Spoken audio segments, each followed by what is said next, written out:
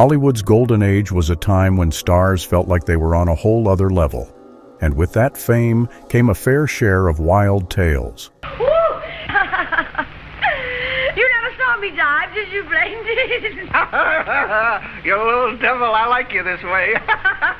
From hidden romances to baffling disappearances, the rumor mill was always churning. Some of these stories turned out to be true, while others were so unbelievable they had to be fiction. But each one is now woven into the rich tapestry of Hollywood history. So grab some popcorn, settle in, and let's dive into 20 of the most shocking rumors from the golden age of Hollywood. A strange demise. The mysterious death of filmmaker Thomas Ince in 1924 remains one of Hollywood's most debated scandals. At the time, Ince was a successful filmmaker and the founder of Triangle Pictures, later to become MGM. After selling his studio, he hosted a lavish party to lift his spirits. He invited some of Hollywood's biggest names, including media mogul William Randolph Hearst. Hearst even offered his private yacht for the occasion. What started as a fun celebration quickly turned dark. Ince fell ill during the party and was taken to a nearby city for treatment.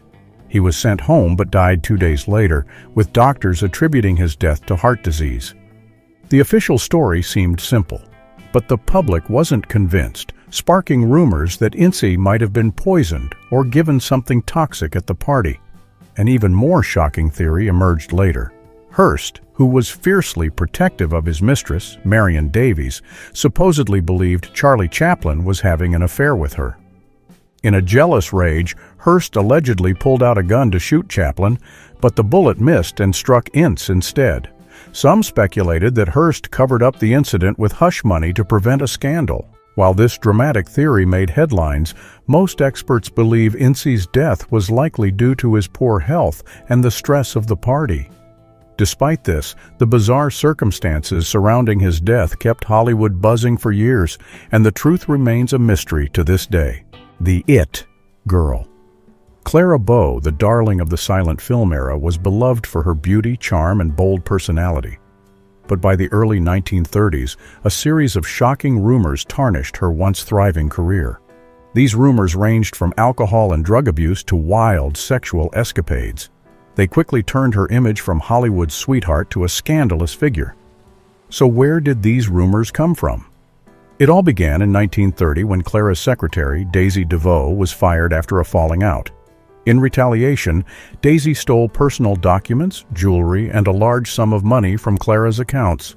Daisy sued for wrongful termination. During the trial, evidence exposed some of Clara's private details. This gave the tabloids plenty of fuel for sensational stories. Some of the rumors were surely exaggerated. But Clara was known for her party-loving ways and had multiple affairs, which was scandalous for a woman of that era. The publicity from the trial and the gossip surrounding her private life led to her losing her contract with Paramount Pictures. This loss sent her career into a sharp decline. Clara Bow's fall from grace was as dramatic as her rise to fame. While she wasn't guilty of all the accusations made against her, a vengeful secretary and a messy legal battle were enough to end her reign as Hollywood's sweetheart. A secret marriage. In September 1932, filmmaker Paul Byrne married the famous actress Jean Harlow.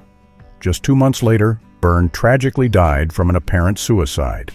His body was found in their home, with a gun in his hand and a note left behind for Harlow. At the time, police didn't suspect foul play and believed it was a suicide. However, rumors began to swirl that Byrne may have been murdered by a woman he was having an affair with, possibly to protect Harlow's career from scandal. The story started to take a strange turn after it was revealed that Byrne had never officially divorced his first wife, Dorothy Millette. Millette had struggled with mental health issues. She had been living in a sanitarium, but Byrne continued to support her financially. After his death, she mysteriously disappeared. Her body was later found floating in the Sacramento River. Many people started to speculate that Millette, feeling betrayed by Byrne's new marriage to Harlow, may have killed him before taking her own life. Others wondered if MGM had covered up the truth to protect Harlow's image. The studio had a reputation for managing its stars' public relations, so some believed they might have pushed the idea of suicide to keep things clean. However, the evidence doesn't support these rumors. A coroner's inquest suggested that Byrne had long struggled with depression and had talked about suicide for years. His friends testified that the pressures of his marriage and career might have contributed to his death. Millet's death was ruled as a suicide as well, with no proof of foul play. Tragedy in HollywoodLand. In 1932, the Hollywood sign became the site of a tragic event that left a lasting mark on Hollywood history. At the time, the sign read HollywoodLand, and it was here that actress Peg Entwistle ended her life. Peg had come to Hollywood with dreams of stardom, but despite her efforts, success eluded her. Originally a Broadway actress, she moved to Los Angeles and landed a role in 13 Women, which was supposed to be her big break. After completing the film, Peg was devastated to learn that RKO Pictures would not renew her contract. Overwhelmed by the rejection, she told her uncle she was going to the drugstore and would meet friends later. Instead, she climbed the HollywoodLand sign, making the heartbreaking decision to end her life. Later that day, a woman hiking near the sign found a jacket, a shoe, and a purse with a note inside. As she continued down the mountain, she discovered Peg's lifeless body. The actress had jumped from the H in the sign, ending her life in a moment of despair. Peg's tragic death became a sensational story in the tabloids, earning her the nickname Hollywood Sign Girl. Her story has lived on for decades, remembered by many who reflect on her struggles. In 2014, a group of 100 people gathered to watch 13 Women, Peg's only major role, to honor her memory. Proceeds from the event went to the American Foundation for Suicide Prevention, ensuring that Peg's tragic story continues to raise awareness and help others. A quick divorce. In the late 1940s, Ingrid Bergman was one of Hollywood's biggest stars. Known for her natural charm and clean-cut image, she had won an Academy Award for Gaslight and was adored by fans. However, in 1950, her life took a dramatic turn when she began an affair with Italian director Roberto Rossellini, while both were still married to other people. Bergman admired Rossellini's work and had even written to him in 1949, asking for a role in his film Stromboli. During the movie's production, their affair began. When news of the relationship spread, it shocked the public, especially because Bergman was pregnant with Rossellini's child. At the time, Hollywood's moral standards were strict, and this affair caused a scandal. The public's reaction was intense. A U.S. senator even spoke out against Bergman, calling her a vile, free-love cultist and urging that her films not be shown in the United States. Bergman's once immaculate image was tarnished, and her career in America came to a halt. She was effectively exiled from Hollywood. Bergman chose to stay in Italy with Rossellini, but her personal life wasn't any easier. Her ex-husband, Petter Lindstrom, fought for custody of their daughter, Pia, and Bergman wouldn't see her daughter for 7 years. Despite the backlash, Bergman made a comeback in the mid-1950s. She returned to Hollywood with the film Anastasia, which was a hit with American audiences. In 1957, she won her second Oscar for the role, though she was still cautious about returning to the States. Her co-star, Cary Grant, accepted the award on her behalf and expressed admiration for her. Over time, Bergman rebuilt her career with roles in films like Murder on the Orient Express and Cactus Flower. By the end of the 1950s, even the senator who had criticized her publicly apologized. Bergman's scandal had faded, and she continued acting until she died in 1982. A love child. Clark Gable, known as the King of Hollywood, had a secret affair with his co-star Loretta Young during the filming of Call of the Wild in 1935. The affair resulted in Young becoming pregnant with Gable's child, despite Gable already being married. Fearing the consequences on their careers, Young decided to keep the pregnancy a secret. To hide the situation, Young disappeared for several months. When she returned, she claimed to have adopted a child, but the baby closely resembled Gable. To further conceal the truth, Young even had her daughter's ears surgically pinned back. While many suspected the baby wasn't adopted, the full story remained a mystery for years. The truth behind the pregnancy and Young's efforts to cover it up stayed hidden until much later. In the 1990s, Young's daughter-in-law revealed that a 1998 Larry King Live episode helped Young realize that her child was conceived during a non-consensual encounter. At the time, being an unwed mother in Hollywood was seen as scandalous, and Young feared the impact it would have on her career. To protect herself and her future, she carefully orchestrated the story of an adoption. The secret of Gable and Young's affair and the child they had together remained concealed for decades. While the public never learned the full truth during Young's lifetime, the details eventually came to light, revealing the hidden history of one of Hollywood's most famous stars. Illness to death. The Fatty Arbuckle trial is one of Hollywood's most infamous stories. Roscoe "Fatty" Arbuckle was a famous silent film star in the 1920s. He was known for his large size and comedic roles, and he had signed one of the biggest studio deals of his time. However, his career came crashing down after a tragic event that became a national scandal. In 1921, Arbuckle was hosting a party in San Francisco when an actress named Virginia Rapp was found severely ill in his hotel room. She was later seen by a doctor who determined that her illness was due to excessive alcohol consumption. A few days later, Rapp died from a ruptured bladder. Arbuckle was arrested and charged with her death, with some claiming that he had assaulted her and caused the injury due to his size. The trial that followed was full of false testimonies and rumors. Some witnesses claimed that Arbuckle had sexually assaulted Rapp, but these accusations were later proven false. It turned out that Rapp had a history of alcohol abuse and had suffered from internal injuries that were worsened by her drinking. The court eventually cleared Arbuckle of any wrongdoing, and the judge issued a formal apology for the way he had been treated. Despite being acquitted, Arbuckle's career was never the same. The media had already ruined his reputation, and many believed the false accusations. Though he was eventually cleared, the damage to his public image was done, and some say his career was never fully restored. The Fatty Arbuckle trial shows how rumors and scandals can destroy careers, even when the truth is eventually revealed. Charlie Chaplin. Charlie Chaplin is remembered as one of Hollywood's greatest icons, known for his comedic genius and timeless films. However, his personal life, especially his marriage to his second wife, Lita Grey, changed his public image forever. Chaplin's first two marriages were to women who were only 16 years old at the time. His second marriage was rushed after Grey claimed she was pregnant, though that turned out to be untrue. Despite this, they had 2 sons together. When Chaplin and Grey went to court for their divorce, the world saw Chaplin painted as a terrible husband and father. He was accused of being abusive, absent, and even a womanizer with a tendency to date much younger women. The divorce settlement was a record-breaking $800,000, the largest in American history at the time. This scandal severely damaged Chaplin's reputation, but it didn't stop there. Just a month after his fourth wife turned 18, Chaplin, at 60 years old, married her. Oddly enough, before marrying Chaplin, she had been dating author J.D. Salinger, known for writing The Catcher in the Rye. Chaplin first met her when she was just 12 years old during his divorce from Lita Grey.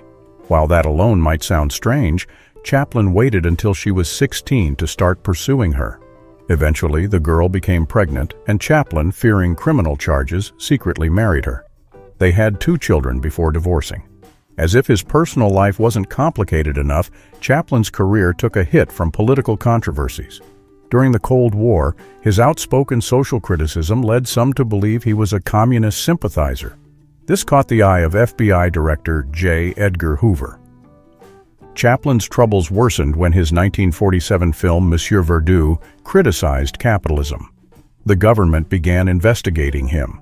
In 1952, after a trip to England, Chaplin's re-entry permit was revoked. This effectively exiled him from the U.S. He never fully returned to Hollywood and spent the rest of his life in Switzerland. However, he made a brief return in 1972 to accept an honorary Oscar. Fallen hero. Errol Flynn was one of Hollywood's biggest stars during the Golden Age, known for his action-packed roles like The Adventures of Robin Hood. However, his personal life was far from the heroic image he portrayed on screen. In 1943, Flynn faced serious accusations of sexual assault. 2 teenage girls, Betty Hansen and Peggy Satley, claimed he drugged their drinks and assaulted them. The case went to trial, and the district attorney, aware of Flynn's fame, ensured the jury was mostly made up of women to level the playing field. Flynn had a powerful ally in Jerry Giesler, one of Hollywood's most famous defense lawyers. He was known for getting his clients acquitted in high-profile cases. Giesler cross-examined the two girls, questioning their credibility and turning the case in Flynn's favor. In the end, Flynn was acquitted of all charges, and the case was dismissed. Many still believed he was guilty, but his fame and connections likely helped him avoid conviction. Although Flynn was cleared in court, the scandal severely damaged his reputation. His career never fully recovered, and his popularity declined in the years following the trial. Flynn passed away in 1959, but his legacy as a Hollywood icon remains, despite the controversy that haunted him. His story serves as a reminder that fame and power can sometimes protect people from the consequences of their actions. Prescription misuse. Olive Thomas was a popular silent film actress in the early 1900s, known for her beauty and bold, risque photo shoots. Her life, however, was filled with personal turmoil, including multiple marriages and affairs. One of the most significant relationships was with actor Jack Pickford, the younger brother of Mary Pickford. They married in 1916, but their marriage was troubled due to Jack's infidelities. In 1920, Jack contracted syphilis, which he passed on to Olive. At the time, syphilis was treated with bichloride of mercury, a toxic solution. The couple took a vacation to Paris, and on the night of September 25, 1920, tragedy struck. After returning to their hotel room in the early hours, Olive accidentally ingested the poison. She died a few days later. Initially, her death was thought to be a tragic accident. However, rumors quickly spread that Olive had taken the poison intentionally after learning about Jack's affair and his disease. Some believed that Jack might have poisoned Olive to collect her life insurance money, as she had a substantial policy. The true circumstances surrounding her death have never been fully explained, and some still suspect foul play. Despite the suspicions, the coroner ruled Olive's death as accidental. At just 25 years old, Olive Thomas's life was tragically cut short, leaving a lasting mystery and impact on Hollywood. The intrigue surrounding her death continues to captivate people today. The famous Black Dahlia suspect. One of the most surprising suspects in the infamous Black Dahlia murder case is Orson Welles, the famous director and actor. This theory was introduced by Mary Pacios in her 1999 book, Childhood Shadows, The Hidden Story of the Black Dahlia Murder. Pacios, who grew up with Elizabeth Short in Medford, Massachusetts, set out to uncover the truth behind the case. She aimed to correct misconceptions about Short being just a sex worker or an unknown actress. Her research led her to believe that Welles could have been involved in the crime. According to Pacios, Welles's name kept appearing in her research, sparking her theory. She pointed out that it wasn't too far-fetched for Short, an aspiring actress, to have crossed paths with the filmmaker. Pacios also speculated that Welles may have had a condition known as diphasic personality. This disorder is often associated with serial killers. It causes individuals to become violently aggressive when frustrated. This could explain the brutal nature of the crime. Pacios also highlighted some eerie connections between Welles's work and the murder. In the 1940s, Welles performed a magic act where he pretended to cut women and mannequins in half. More chillingly, he designed mannequins with mutilated faces. This resembled Elizabeth Short's appearance after the murder. These mannequins were created 3 months before Short's death, adding a strange coincidence to the theory. Despite the controversial nature of her theory, Pacios remained firm. She argued that no one cared about Short's memory, so she was determined to share what she believed were the facts. The Black Dahlia murder remains unsolved to this day, with no charges ever being filed.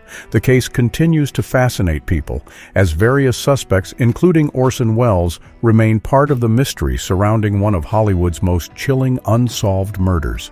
Carl Switzer. Carl Switzer, best known for playing Alfalfa in Our Gang, later The Little Rascals, had a life that ended in tragedy. After his child acting career, Switzer struggled to find steady work, eventually becoming skilled at dog breeding. This skill would lead to his untimely death in 1958. Switzer was hired to train a dog for a man named Moses Samuel Bud Stilts. When the dog ran away, Stilts demanded Switzer either find the dog or pay him an equivalent sum. Switzer found the dog, but it cost him $50, equivalent to about $500 today. Feeling frustrated, he went to Stilts's house to confront him. Accompanied by his friend Jack Poole, Switzer and Stilts got into a heated argument. According to Stilts, Switzer threatened him with a knife, which led Stilts to grab a gun for protection. During the struggle, Stilts's 14-year-old stepson, Tom Corgan, almost got shot by accident. In self-defense, Stilts shot Switzer in the groin. Switzer was taken to the hospital but tragically died from internal bleeding shortly after. The stories about the incident varied. Corgan later stated that Switzer came to the house drunk and that when Stilts pulled out the gun, Switzer told Poole to leave. As they turned to go, Stilts fired the fatal shot. The case was ruled self-defense, but Corgan later admitted that Stilts intentionally killed Switzer. Switzer's tragic death marked the end of a troubled life that had once promised great things in Hollywood. His story is a sad reminder of the harsh reality that many child stars faced after their time in the spotlight. A rift in romance. Jeanette MacDonald and Nelson Eddy shared a heartbreaking love story that seemed almost too tragic to be real. But it was very much a part of Hollywood history. Both were stars in the 1930s, known for their roles in popular movie musicals. Their on-screen chemistry quickly blossomed into a real-life romance. However, their happiness was overshadowed by powerful obstacles like Louis B. Mayer, head of MGM Studios. Mayer was concerned that their relationship could negatively affect their careers. In Hollywood's conservative atmosphere, a romance like theirs was seen as problematic. Mayer disapproved and even tried to sabotage their relationship. The situation became more complicated when Jeanette discovered she was pregnant with Nelson's child. In the era's scandalous climate, having a child out of wedlock would be disastrous for their careers. Mayer threatened to blacklist them both if they kept the baby. Under intense pressure, Jeanette reluctantly chose to have an abortion, despite her love for Nelson. This decision caused a rift between them. The situation took a darker turn when Jeanette suffered a miscarriage, but Mayer and others believed it was an abortion. Heartbroken, Nelson ended their relationship. Mayer manipulated Jeanette into signing more movie contracts and went to great lengths to keep the couple apart. He even went so far as to damage Nelson's car and send threats. When Mayer passed away, many people attended his funeral. But one person expressed the sentiment of many when they said they just wanted to ensure the SOB was really gone. Jeanette MacDonald's forced abortion is a painful reminder of how Hollywood once controlled stars' personal lives. This led to devastating decisions and heartbreaking consequences for the actors involved. Superman's demise. The mysterious death of the actor who famously portrayed Superman has intrigued people for decades. On June 16, 1959, George Reeves was found dead from a gunshot wound. The official report ruled it a suicide. However, many have questioned this conclusion, suggesting foul play might have been involved. At the time of his death, Reeves was struggling in his career after his Superman fame faded. His personal life was also reportedly troubled. He was engaged to Leonore Lemmon, but their relationship was strained. On the night of his death, Lemmon and her guests allegedly waited 45 minutes before calling the police after hearing a gunshot. Actor Fred Crane later claimed that Lemmon returned to the room and said, "Tell them I was down here." This raised more questions about what really happened. One popular theory is that Reeves's death wasn't a suicide, but a murder. Some believe Eddie Mannix, a powerful Hollywood figure with a reputation for shady dealings, may have been involved. It was rumored that Reeves had an affair with Mannix's wife, Toni Lanier, which might have led to a vengeful act by Mannix. In addition, no fingerprints were found on the weapon, which seemed odd. But despite these suspicions, the case remains unsolved. Adding to the mystery, rumors surfaced that Toni Mannix confessed on her deathbed. She claimed her husband had Reeves killed in retaliation for the affair. Despite the lack of solid evidence, the possibility of foul play has remained a persistent theory. This has kept Reeves's tragic death as one of Hollywood's most enduring mysteries. Death in the Bungalow. William Desmond Taylor's mysterious death on February 1, 1922, remains one of Hollywood's most puzzling cases. Taylor, a popular film director, was found dead in his bungalow in Westlake, Los Angeles. He had spent the evening with his girlfriend, Mabel Norman, but what happened next raised many questions. When Taylor's body was discovered, a crowd had gathered. A man claiming to be a doctor appeared and declared Taylor died from a stomach hemorrhage. But this doctor quickly disappeared. Further investigation revealed that Taylor had actually been shot. This raised suspicions about the true cause of his death. Several people became prime suspects. Mabel Norman, Taylor's girlfriend, and Mary Miles Minter, an actress obsessed with Taylor, were both questioned. Edward Sands, a former employee who had stolen $5,000 from Taylor, was also a suspect. But the investigation took an even stranger turn when, just a week later, police were ordered to stop looking into the case. Some believed Taylor's death was connected to the mob. Taylor had been outspoken about his strong anti-drug stance, particularly the substance abuse on movie sets. He had even exposed a crime ring trafficking illegal substances, which put him at odds with powerful figures in Hollywood. It was rumored that the mob, angered by Taylor's actions, orchestrated his murder and used their influence to cover it up. Tallulah Bankhead. Bankhead was known for her larger-than-life personality. This included her career in the spotlight and rumored relationships with both men and women. Her fearless attitude toward living life on her own terms made her a constant source of fascination and controversy. Bankhead's life in Hollywood was full of scandal. She was very open about her use of alcohol and drugs, and she never shied away from discussing her sexual exploits. Her candidness about her desires and relationships shocked many in a much more conservative time. In fact, she once agreed to star in Devil in the Deep because she wanted to sleep with actor Gary Cooper. She had several high-profile relationships with both men and women. Rumors spread of affairs with some of the biggest stars of the time. Bankhead even reportedly underwent 4 abortions before having a hysterectomy at age 31. This is something that is far less common and even more stigmatized in those days. Despite her controversial life, Bankhead became a Hollywood legend, known as much for her personal life as her acting roles. Her outrageous behavior and willingness to defy social norms made her both a target of scandal and a beloved icon. She was unapologetically herself, making her one of the most fascinating figures in film history. If she were around today, she would definitely be a tabloid favorite, with her fearless and free-spirited nature keeping the public intrigued. An iconic, controversial relationship. In Hollywood's golden age, Greta Garbo and Marlene Dietrich were 2 of the biggest and most glamorous stars. Garbo was known for her roles in films like Anna Karenina, while Dietrich gained fame with movies like Shanghai Express. Both women were powerful, beautiful, and influential.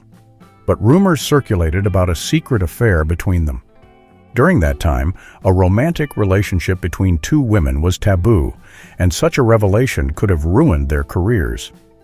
Despite this, reports claim that Garbo fell deeply in love with Dietrich.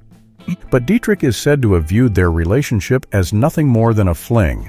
Afterwards, some suggest that Dietrich began gossiping about Garbo, which hurt Garbo's feelings deeply. As a result, Garbo allegedly asked future lovers to keep their relationships entirely secret. This secretive aspect of their connection became more popular when author Diana McClellan published The Girls Sappho Goes to Hollywood.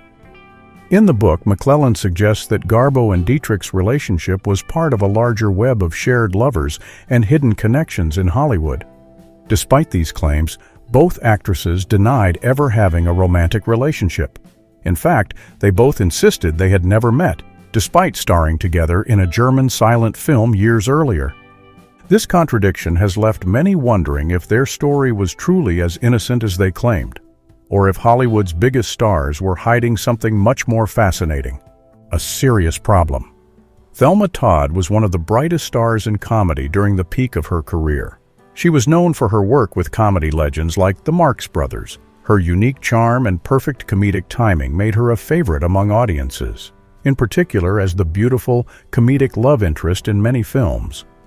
However, Behind the scenes, Todd struggled with a serious drinking problem. This was well known to her friends and colleagues, though rarely discussed publicly.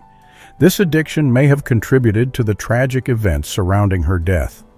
On December 14, 1935, Todd was found dead in her car, parked in the garage of her beach house in California. At first, police suspected an accidental death or possible suicide since there were no clear signs of foul play. However, many, including her friends and family, felt something wasn't right. Some suspected her boyfriend, Roland West, who had a troubled relationship with Todd. Rumors suggested her death might have been the result of foul play, possibly staged to look like an accident. Despite these suspicions, police never brought charges against Roland West or anyone else. The scene of her death left too many unanswered questions. To this day, many believe that the true cause of Todd's death remains a mystery. Whether it was an accident, a suicide, or something more sinister, her untimely passing left behind a sense of loss for Hollywood's golden age and its comedic legacy. Headed to prison, Spade Cooley was one of the biggest stars in country music during the 1940s, known for his musical talent and chart-topping records. His performances were widely popular.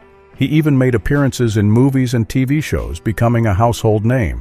However, behind his success, Cooley struggled with the pressures of fame, which led to paranoia and anger issues. These emotional struggles resulted in a tragic event in 1961. Cooley's second wife, Ella Mae Evans, was a singer in his band, and their relationship was turbulent. Cooley often accused her of infidelity, and one day he became convinced she was having an affair. In a violent outburst, Cooley assaulted Ella Mae so severely that she died from her injuries. Their young daughter witnessed the brutal attack, making the crime even more horrifying. The trial that followed captured national attention. In August 1961, Cooley was convicted of first-degree murder and sentenced to life in prison. Once beloved by fans, he was now a convicted murderer. In 1969, California Governor Ronald Reagan considered granting Cooley a pardon. However, Cooley tragically passed away that same year before the pardon could be issued. Today, his legacy is more remembered for the tragic end of his personal life than for his musical achievements. Reefer madness. In 1948, Hollywood bad boy Robert Mitchum found himself in a bit of trouble that would make headlines for years. Mitchum, known for his roles in films like Night of the Hunter, was arrested for smoking marijuana, back when the drug was highly stigmatized. This incident made Mitchum a target of the reefer madness hysteria that swept through the country. The arrest took place on August 31, 1948, when Mitchum was at a friend's house in Hollywood. Police had been watching Mitchum and his friend Lila Leeds, a 20-year-old actress, for months before they swooped in. Mitchum, Leeds, and a few others were arrested for possession of marijuana. Mitchum admitted to smoking marijuana for years, and in his usual blunt style, he claimed, "I knew I would get caught sooner or later. I'm ruined." Mitchum's arrest was a huge scandal, especially since he was a young, popular actor with a large fan base, particularly among women. The media had a field day, and some even called for his movies to be banned. But Mitchum's studio, RKO, stuck by him, counting on his loyal fans to stay true. In February 1949, Mitchum was convicted of criminal conspiracy to possess marijuana and sentenced to 60 days in jail. He served time at the Wayside Honor Farm in Castaic, California. There he earned the nickname Mr. Cement Block of 1949 for his work making cement blocks. Despite the jail time, Mitchum's career wasn't over. He was released early for good behavior and quickly returned to acting. Mitchum's popularity remained strong, and he continued making films that were praised by critics. His arrest did not have a long-lasting negative effect on his career. In fact, some argued it only added to his bad boy image. Mitchum didn't speak much about marijuana later in life, but he did express some skepticism about its legalization, saying there needed to be more research first. Thanks for watching. We hope you enjoyed these behind-the-scenes stories from Tinseltown's past. Don't forget to like, subscribe, and hit the bell for more juicy Hollywood history. Drop your thoughts in the comments below. We'd love to hear from you.